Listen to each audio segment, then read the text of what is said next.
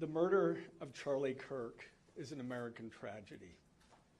Charlie Kirk was murdered while engaging in one of our most sacred and cherished American rights, the bedrock of our democratic republic, the free exchange of ideas in a search for truth, understanding, and a more perfect union.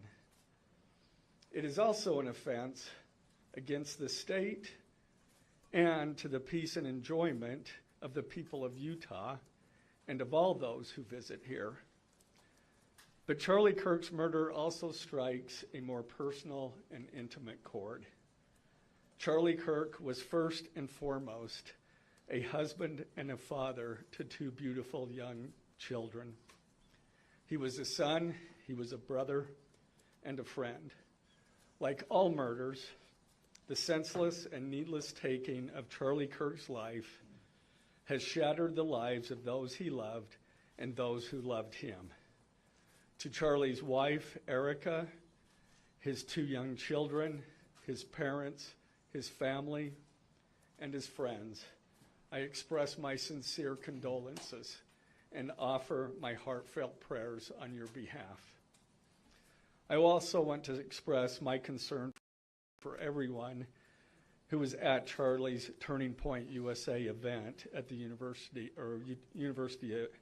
Utah Valley University, and all who have been impacted by this tragedy. As county attorney, I am charged with bringing justice to those who offend our laws.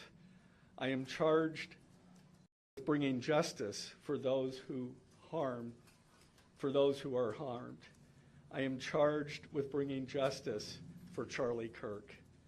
I am committed to these aims. I take this responsibility seriously.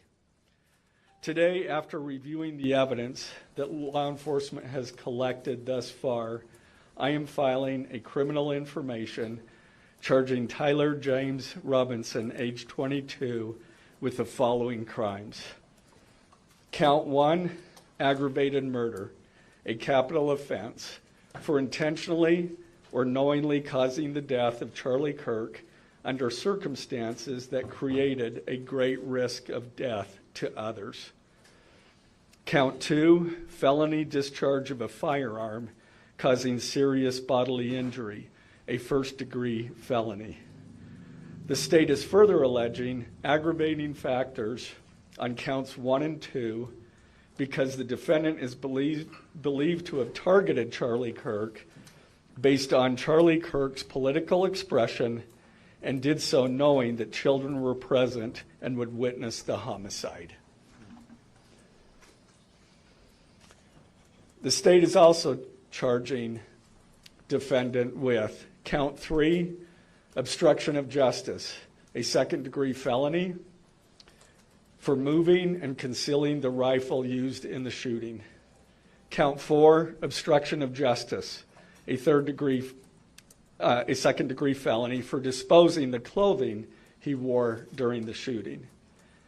Count 5, witness tampering, a third-degree felony for directing his roommate to delete his incriminating texts. Count 6, witness tampering, a third-degree felony for directing his roommate to stay silent if police questioned him. And count 7, commission of a violent offense in the presence of a child, a Class A misdemeanor, for committing homicide knowing that children were present and may have seen or heard the murder and did so based on Charlie Kirk's political expression. Also, following the press conference, I am filing a notice of intent to seek the death penalty. I do not take this decision lightly, and it is a decision I have made independently as county attorney, based solely on the available evidence and circumstances and nature of the crime. Because we are seeking the death penalty, the defendant will continue to be held without bail in the Utah County Jail. Turning to the 10-page information, these are the allegations. On September 10th, 2025, at approximately 12:23 p.m., Charlie Kirk was shot and killed while speaking to a large crowd on the campus of Utah Valley University in Orem, Utah. Police found the suspected murder weapon, a bolt-action .30-06 rifle, nearby. Over the next approximately 33 hours, police conducted a manhunt for the shooter until the evening of September 11th, 2025, when Tyler James Robinson surrendered to police at the Washington County Sheriff's Office. DNA consistent with Robinson was found on the rifle's trigger. After shooting Mr. Kirk, Robinson hid the gun, discarded the clothing he wore when he fired the rifle, and told his roommate to delete incriminating text messages and not talk to police. Children were present at the time of the shooting. The shooting. Turning Point USA, a nonprofit organization founded in 2012 by Charlie Kirk, organized a public outdoor event to be held at noon on September 10th, 2025 at UVU. The event was the first in a series of similar events to be held at college campuses nationwide. Mr. Kirk is a well-known conservative activist, famous for these type of events, where he discusses various political issues and debates with audience members. His events and comments have garnered a significant number of supporters and drawn the ire of many who disagree with his political views. The event at UVU was announced far in advance and garnered significant publicity and interest. Consequently, several hundred people attended. Mr. Kirk was interacting with a crowd before the event officially got underway. Then, at approximately noon, Mr. Kirk seated himself under a portable canopy behind a table and microphone. He began speaking to the crowd and fielding questions from attendees, a format Mr. Kirk commonly used at his events. Mr. Kirk allowed his questioners to approach a microphone positioned directly in front of him. Mr. Kirk's team members were very close to him on his right and left, as well as some behind his canopy and others at various close locations near him. The large crowd surrounded Mr. Kirk on three sides. Temporary metal fencing separated attendees from Mr. Kirk by only a matter of feet. Directly above and behind Mr. Kirk was the UVU Hall of Flags, an indoor walkway spanning several hundred feet with floor-to-ceiling glass windows which overlooked the plaza where Mr. Kirk was seated. People were in the walkway at the time of the shooting.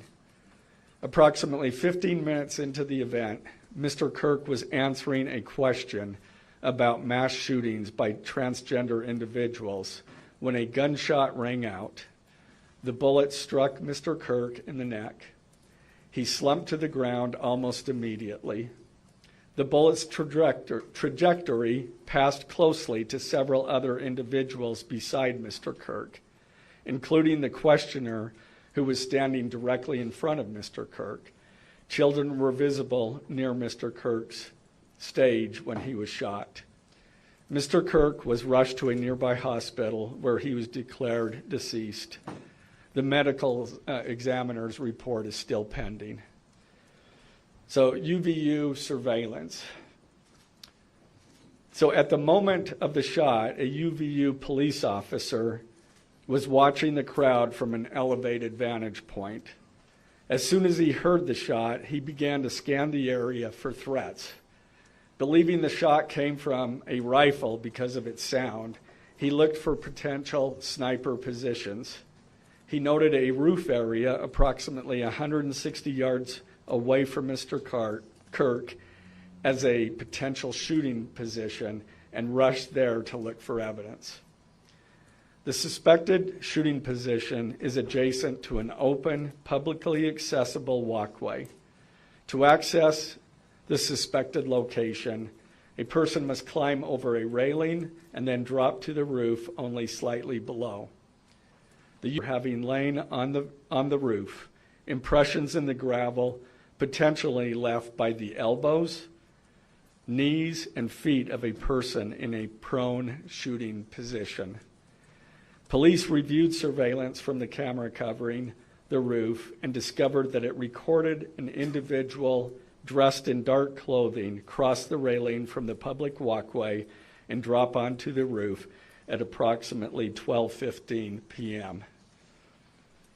Although the individual moved out of the camera's view for a short time, the camera again captured the individual running across the roof and then low crawling to the area the UBU officer recognized as where the suspected sniper had dropped into a prone shooting position. After a short time, which matches the known time of the shot, the individual arose and ran across the roof to the northeast.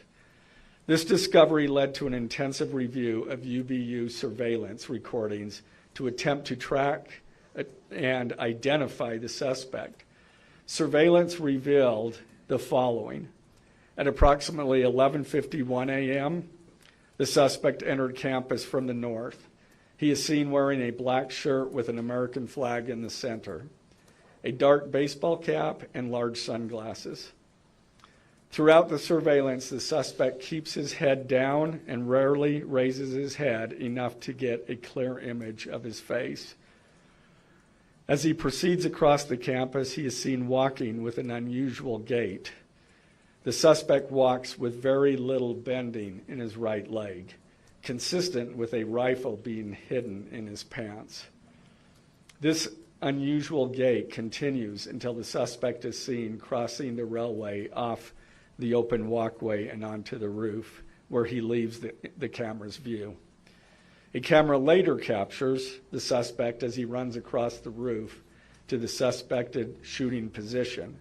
Immediately after the shot was fired, a camera captures the suspect running across the roof carrying an item whose shape is consistent with a rifle. The suspect is then seen climbing down from the roof.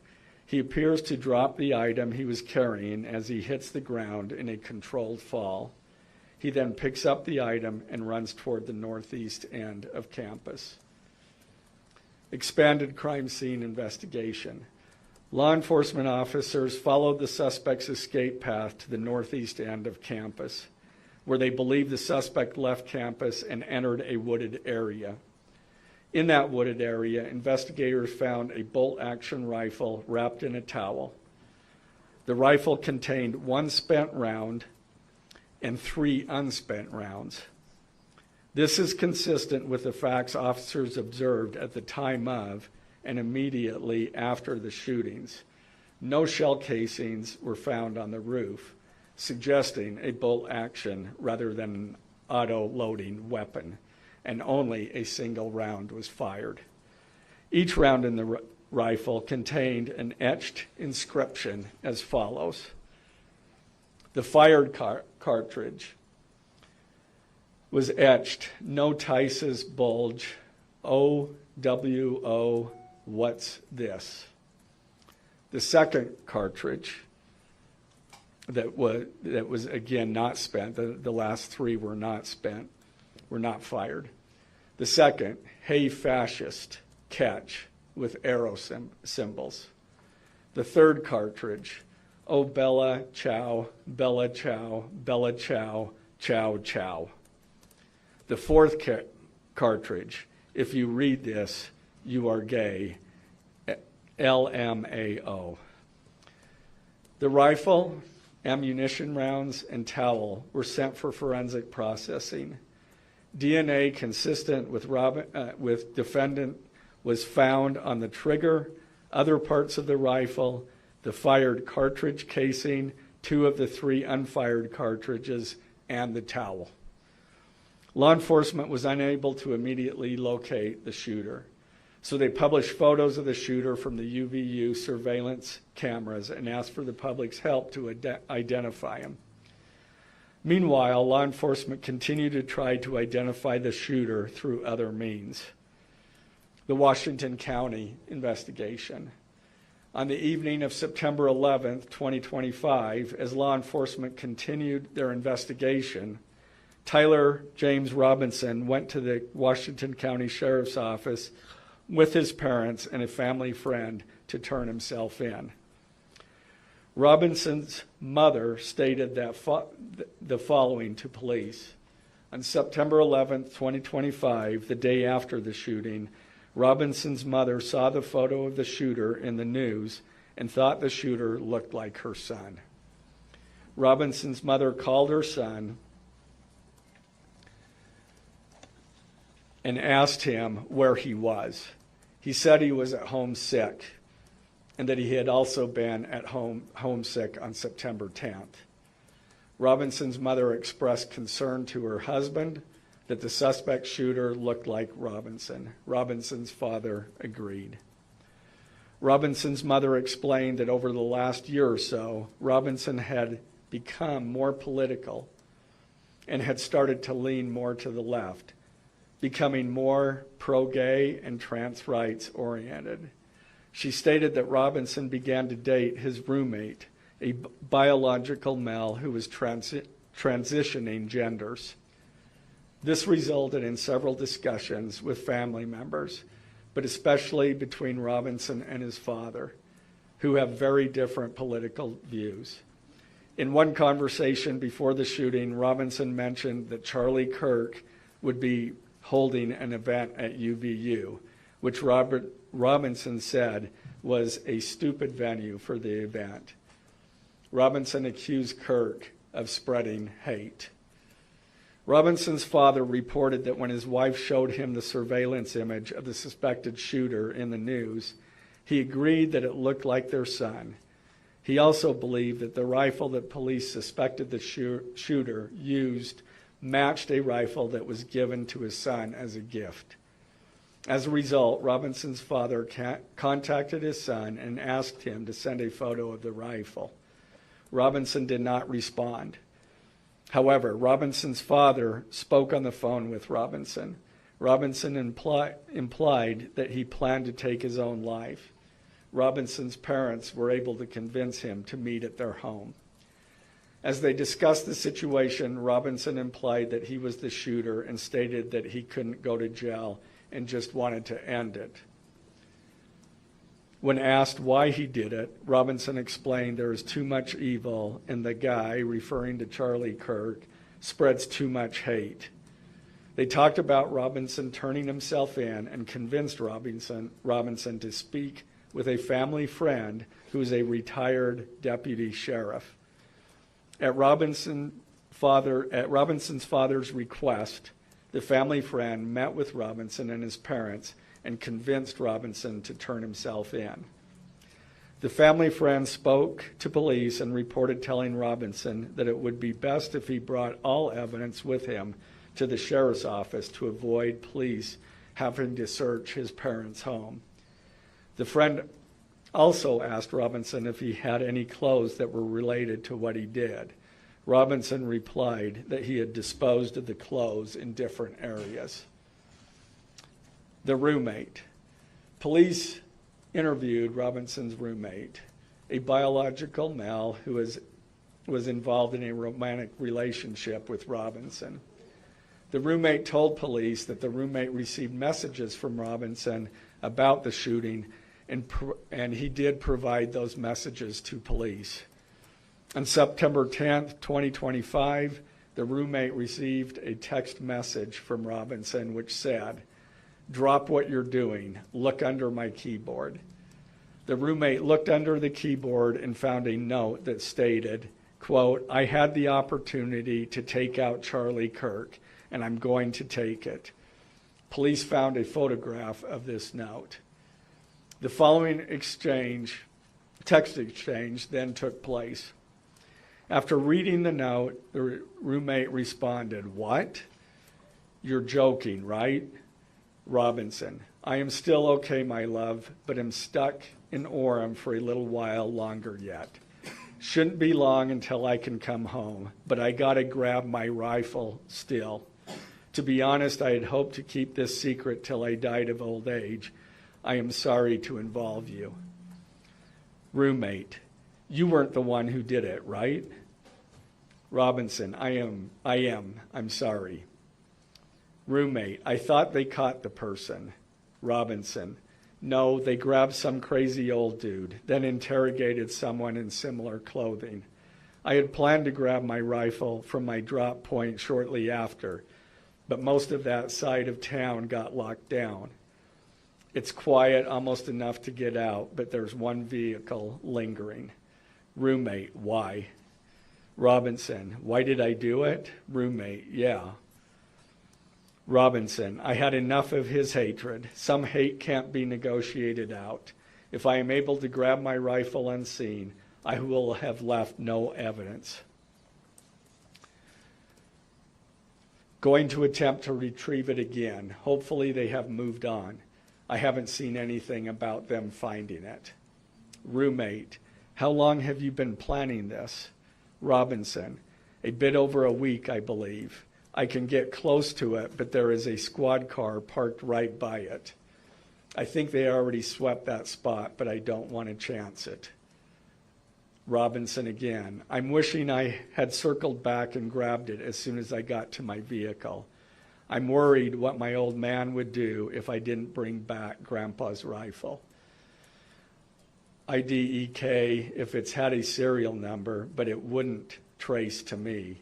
I worry about prints. I had to leave it in a bush where I changed outfits. Didn't have the ability or time to bring it with. I might have to abandon it and hope they don't find prints. How the F will I explain losing it to my old man? Only thing I left was the rifle wrapped in a towel. Remember how I was engraving bullets? The F in messages are mostly a big meme. If I see notice bulge UWU on Fox News, I might have a stroke all right. I'm going to have to leave it. That really effing sucks. Judging from today, I'd say Grandpa's gun does just fine, IDK. I think that was a $2K dollar scope. Wink, wink. Robinson again, delete this exchange. Again, Robinson, my dad wants photos of the rifle. He says Grandpa wants to know who has what. The feds released a photo of the rifle, and it is very unique. He's calling me, RN, not answering. Robinson, since Trump got into office, my dad has been pretty diehard MAGA. Robinson, I'm going to turn myself in willingly. One of my neighbors here is a deputy for the sheriff. Again, you are all I worry about, love. That came from Robinson. Roommate, I'm much more worried about you. Robinson, don't talk to the media, please. Don't take any interviews or make any comments.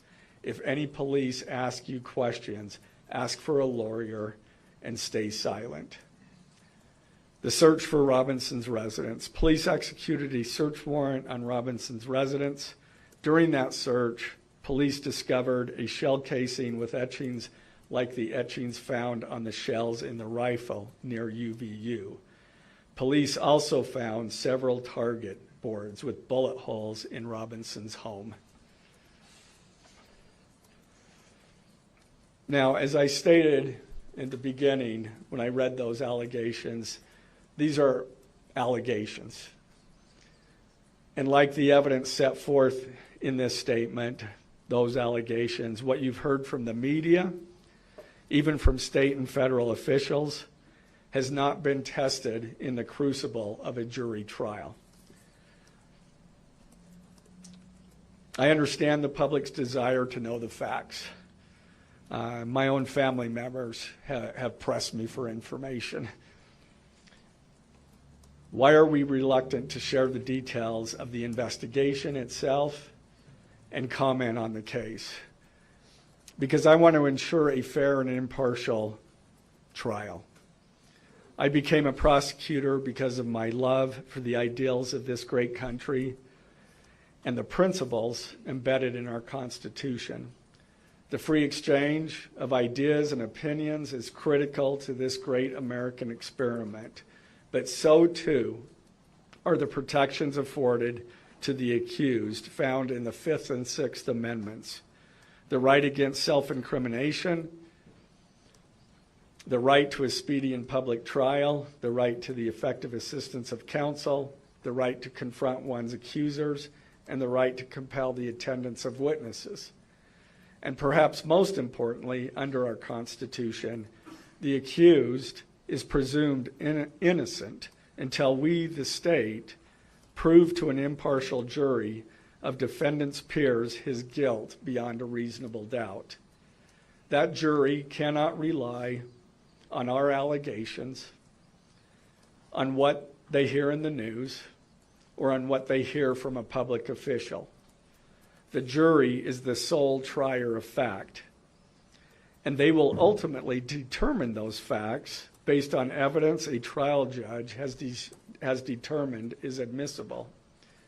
Again, as prosecutors, we bear the burden to prove guilt beyond a reasonable doubt. But make no mistake, we welcome this burden. I'd like to now introduce my trial team who will be charged with prosecuting the case. This is a veteran and expert team of some of the state's best trial attorneys. Chad Grunander, who is one of my two chief deputies, Ryan McBride and David Sturgill on the far right there. And those two were very much involved in preparing search warrants, did a phenomenal job, worked day and night to see that accomplished well after he was, Robinson was taken into custody. Also, Lauren Hunt, she is one of our special victims prosecutors, and Chris Ballard, my second chief deputy, who will be handling motions. I'm going to explain just the procedural steps. We're not a grand jury, we don't have a grand jury system like the federal courts do. It's a preliminary hearing system. So the arrest and filing of the criminal information are merely the first steps in the criminal justice process. Today at 3 p.m., the defendant will appear before a judge in the Utah 4th District Court for his first appearance to be informed of these charges and to ensure that he has an attorney to represent him. The hearing will be brief. The judge will conduct that first appearance virtually via WebEx. This is not unusual. In the 4th District, all felony first appearances for defendants who are in custody are held virtually. A link to that hearing is available for media on the Utah State Courts X account at Utah State Courts. Now, following defendant's first appearance, he will be entitled to a preliminary hearing.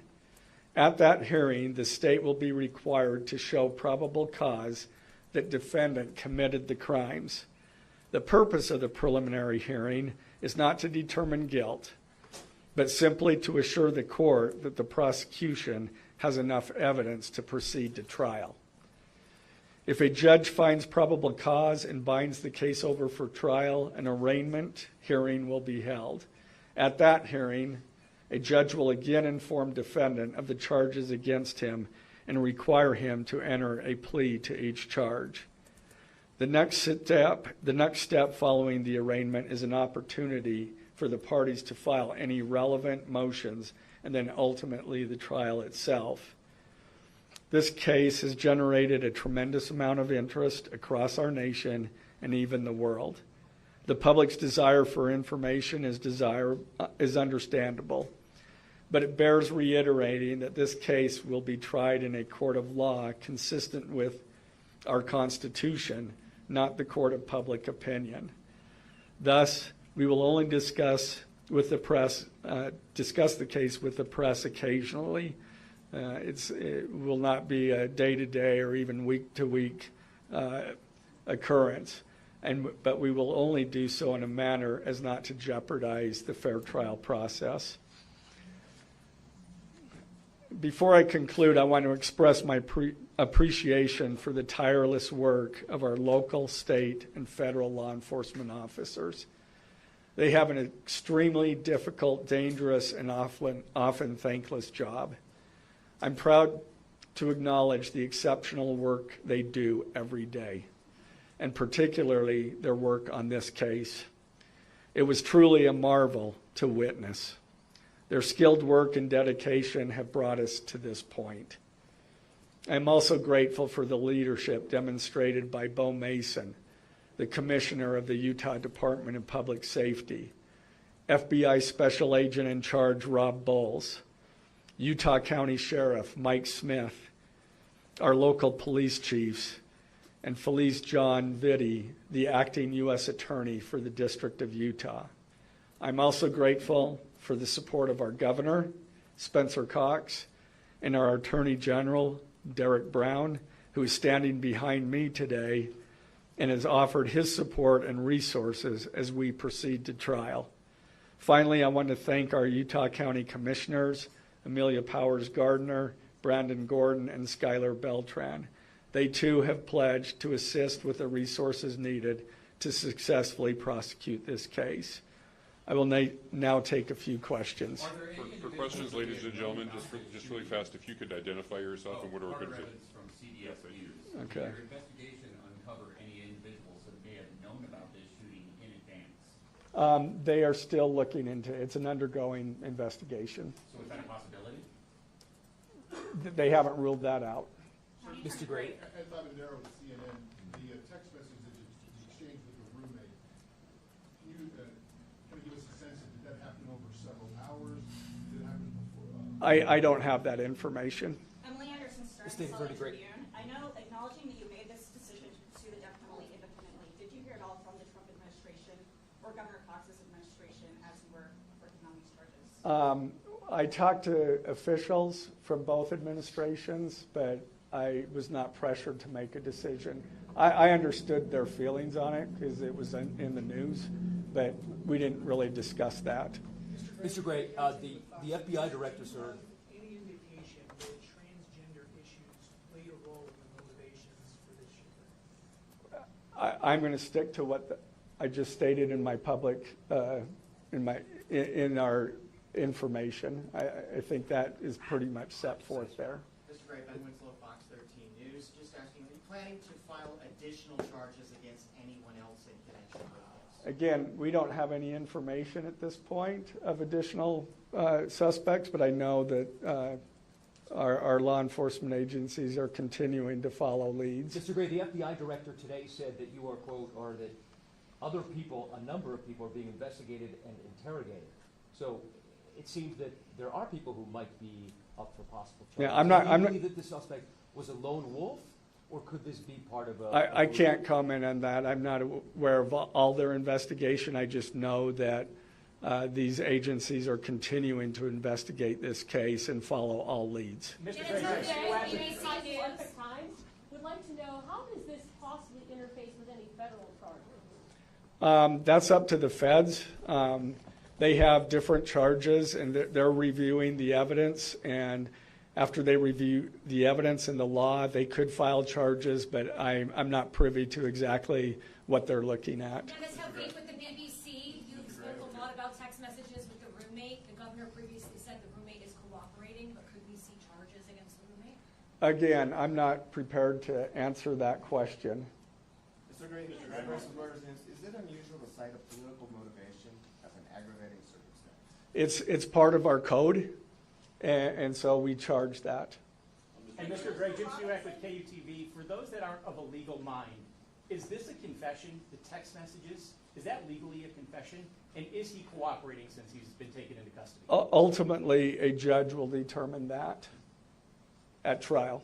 And cooperation, has he spoken at all? Has he been cooperating since he's turned himself? Again, I'm not going to comment on that. Has he made any statements at all? Mr. Gray, Morgan Chesky, NBC News. Okay. What more can you tell us about the suspect's time online that some say radicalized I am not aware of that information. It's, again, still under investigation.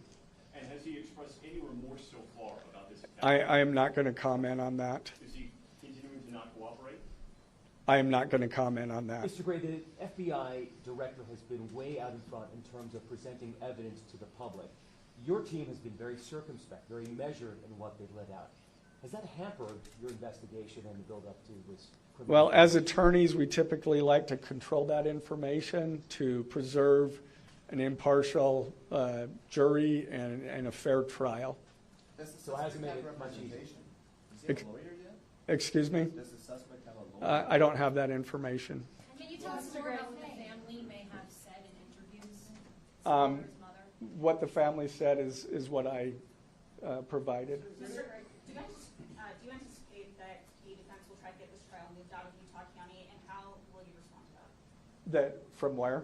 From Utah County? That the defense will be from Utah County? Well, that they will try to get the trial moved? The venue move. I couldn't predict what they're going to do. Mr. Gray, does any of this suggest that the timing of the shot and the question that was asked about mass shootings transgenders, is that more than coincidence? That will be for a jury to decide. Mr. Gray, are you confident that the roommate had no part of this attack whatsoever? Again, I'm not going to comment on the evidence. But the evidence so far, does it show any involvement? Again, I'm not going to comment on other than the facts that or the evidence that we've gathered so far. Mr. Gray, does the mention of the DNA here in the press conference jeopardize his right to a fair trial? I don't believe so. This is part of a public document that we have to file as we file a criminal information. We have to file a probable cause statement. That's a public document, and so we're comfortable with that. Are his parents and the roommate still cooperating? I'm not going to comment on that either. The FBI has said that this suspect had a hatred of Kirk. What else can you share about that? I can't share any more than what I've already said. This was an incredibly precise shot. Do you have any evidence that he went places to practice or have tracked his movements before the shooting that's given you insight into how he prepared? The evidence that I'm willing to share is what I just read in our statement, and it's in the I'm information. afraid we're going to have to cut it off there. Death penalty.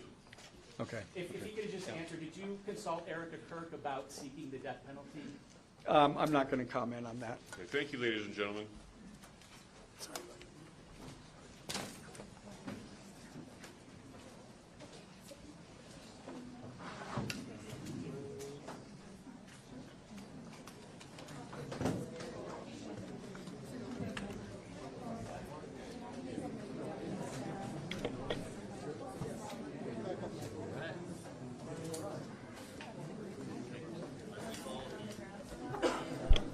I think all of you know that the charges will be available online. We're in the final stages of processing that, and they'll be available on the utahcounty.gov website as well as on the Utah County Attorney's website. So look for them there. Thank you.